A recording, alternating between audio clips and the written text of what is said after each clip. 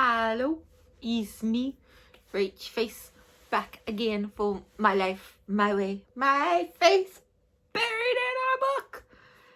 And I thought I would come back today and let you know about a book that I read this week. Actually, it's an advanced reader copy of a book that I read that left me on a cliffhanger, and now I'm hoping and praying and crossing fingers and toes and everything else that the second book comes out soon for an advanced reader copy, because I need to know what happened. Having a little bit of withdrawals. So what was my arc that I read this week? Well, Kylie Kent, so an Australian author, has written this gorgeous Ruining Her. So Emily and Josh's story. And oh my goodness, I don't even know where to start with how much I loved this book. Like, I started it before work on Thursday morning. That was a dumb decision on my behalf to start reading a book before I had to go to work, because I got about 13 chapters in before I had to leave for work.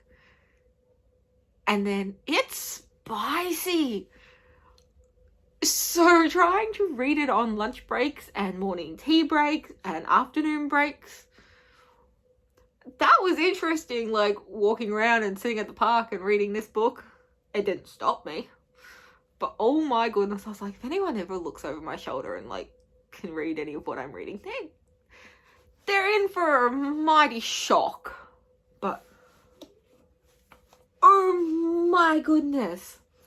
So, first things first, Australian author. I love that since joining Book Talk and getting back into reading again, I've found so many amazing Australian authors, and like the quality of their writing is just unbelievable. And they're so willing to interact on social medias, which is nice that they like when you promote their things, they interact with you, they let you know what's coming up. They're so forthright with what is going on and where the next book's going to be and when it's coming out and all of this. It's amazing to have that. So, what did I like about this book? I love that it was set in Australia.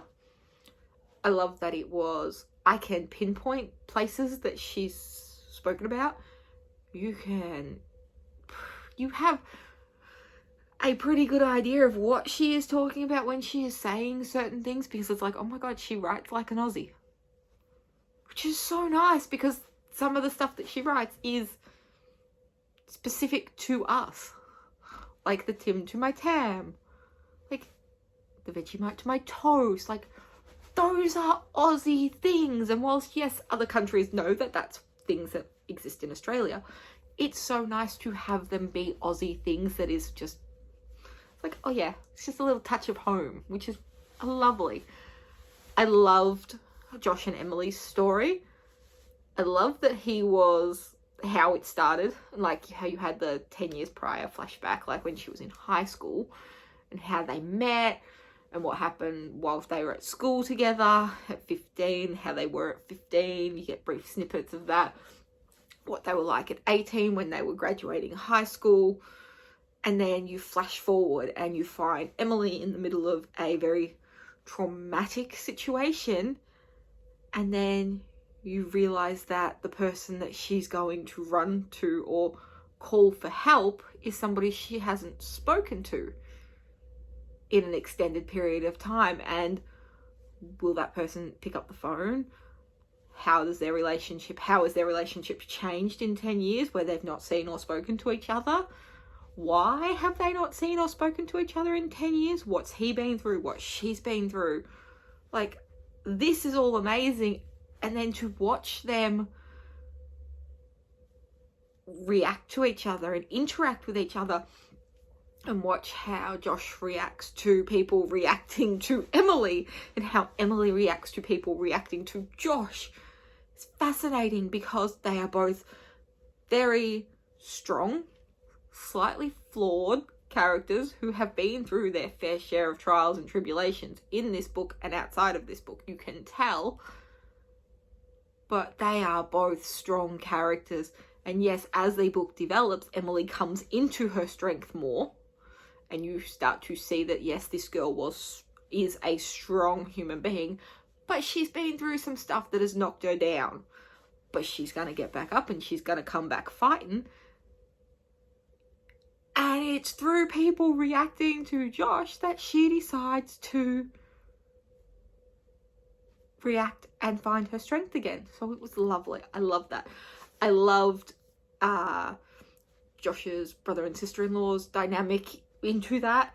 Ella and Dean, and how they sort of added some normalcy into Emily's life and into Josh's life, I think. And they sort of balanced out the crazy. Please don't come for me, Emily. I'm not calling Josh crazy. I'm just saying there was some craziness in the story. And they sort of balanced it out a little, which was lovely. I think probably my favourite thing is that, like, even though it is a very spicy book, it is a book with a lot of heart and a lot of soul. And it's going somewhere. And yes, I now have to read the three of her books that are in a series before this new series, so that I can get snippets of Josh and more involved in some of the other characters that you hear about in this book, because I am like fully involved in this world, this dynamic that exists. I bought them, I just haven't had a minute to read them, but I will be reading them so soon because it's absolutely amazing. But this world, like, Kylie Kent has built a world that is so realistic and grounded in reality that, like, okay, some of the stuff that is happening, I really hope there's no one doing this stuff in Australia. But then again, it probably is, because who knows what's going on. More Josh's side of things. I'm really hoping there's not a real life Josh somewhere, because that's kind of scary.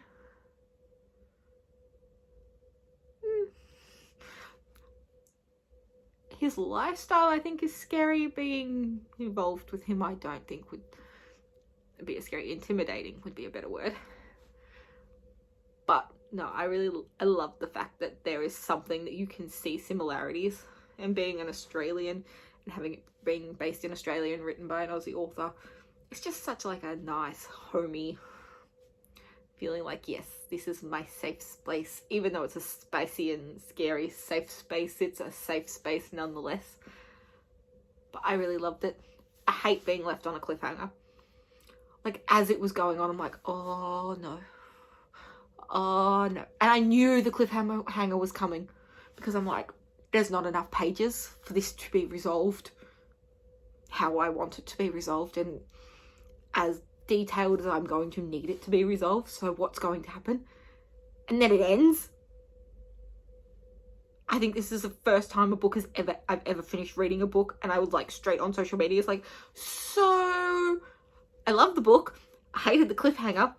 When's the next one coming out? Like, I don't normally do that, but this time I was like, I need to know when the next one's coming out, because I need to know what happens here, because I'm having severe withdrawals from this world and from this book, and I don't know what to do with myself, because I need to know what's going on.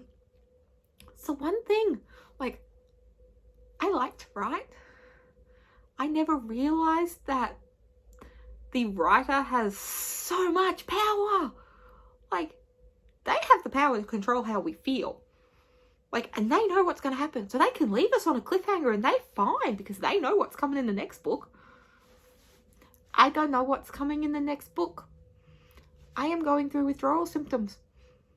My stomach has been in knots for like the last week since I read this book, going, I can't deal with this. I need the next one, and I needed it yesterday. But that being said, I can be patient, because I know it will be amazing, and I will love it just as much as I love this one. And I have 3 more books that I have to catch up on, so you know what, I'm fine with that. But no, I highly recommend. My Kindle went to sleep. I hate when that happens, because I wanted to show you another picture because it was so pretty. I highly recommend when this comes out. It will look exactly the same as this, just without the advanced reader copy. There's promos and everything everywhere. So this is a must read. For me, it is a must read. It's a Kindle. It'll be in hard copy on my shelf. As you can tell, I really like certain styles of books. And when I find them, I fall head over heels. So this is one of those ones where I'm like, yes, I loved it. You need to read it. Even if you're not Aussie, it's like the world that she creates, the scenery that she creates is so Australian. It's just amazing. But no, if you're looking for spice with a little bit of heart, a little bit of soul, a little bit of action, a little bit of adventure, a little bit of mystery, a little bit of romance, a little bit of comedy, look no further than Ruining Her by Kylie Kent. But be prepared for the cliffhanger. Just mentally and physically and emotionally prepare yourself for a cliffhanger at the end of the book. Okay? All right. I will see you next time. Bye.